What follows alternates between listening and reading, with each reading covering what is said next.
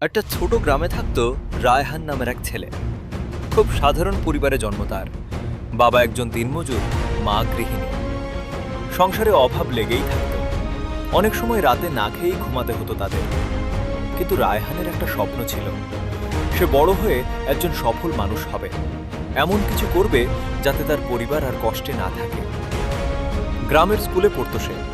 বই কেনার টাকা ছিল না, তাই বন্ধুদের কাছ থেকে বই নিয়ে পড়তো।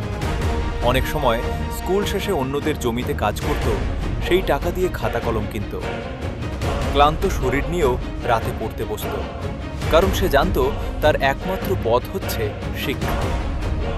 একদিন স্কুলের শিক্ষক তার মেধা দেখে তাকে আলাদা করে ডেকে বললেন, রায়হান, তুমি চাইলে অনেক দূর যেতে পারবে, কখনো হাল ছাড়বে না। এই কথাটা রায়হানের মনে গেঁথে গেল। এসএসসি পরীক্ষায় সে খুব ভালো ফল করল। পুরো গ্রাম অবাক হয়ে গেল। কিন্তু সামনে নতুন সমস্যা, কলেজে পড়ার খরচ কে দেবে? ঠিক তখনই তার শিক্ষক এবং গ্রামের কিছু মানুষ মিলে তাকে সাহায্য করলেন। রায়হান শহরে গিয়ে কলেজে ভর্তি হলো। সেখানে গিয়ে সে আরও কঠোর পরিশ্রম শুরু করল।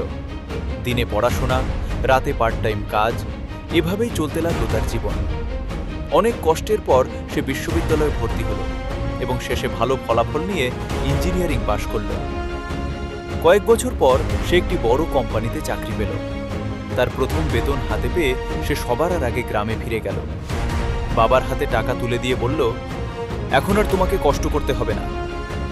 তার মা চোখের পানি ধরে রাখতে পারলেন না। রায়হান শুধু নিজের পরিবারকেই বদলায়নি, সে নিজের গ্রামেও একটা স্কুল তৈরি করে দিল, যাতে আর কোনো শিশুকে তার মতো কষ্ট করে পড়তে না হয়।